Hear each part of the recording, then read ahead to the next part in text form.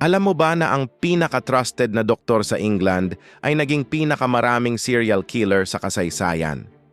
Sa mga taong 1990s sa Hyde, England, si Dr. Harold Shipman ay kilala bilang perpektong family doctor. Mga pamilya ay lubos na nagtitiwala sa kanya. Siya ang unang tatawagan kapag may sakit. Pero may nakakapagtaka. Mga matandang pasyente ay mas healthy pa bago siya bumisita.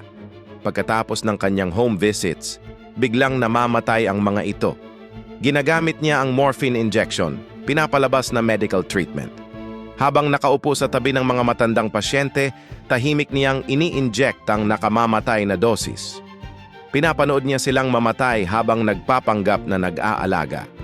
Ginagaya niya pa ang death certificates at wills. Sa loob ng maraming taon, mahigit 250 pasyente ang napatay niya. Ang pinakanakakatakot, ginagamit niya ang kanyang medical authority para pumatay. Walang nagtangka dahil doktor siya, trusted siya ng lahat. Ito ang kwento ng pinaka-prolific na medical serial killer sa mundo. Isang doktor na gumamit ng tiwala para pumatay.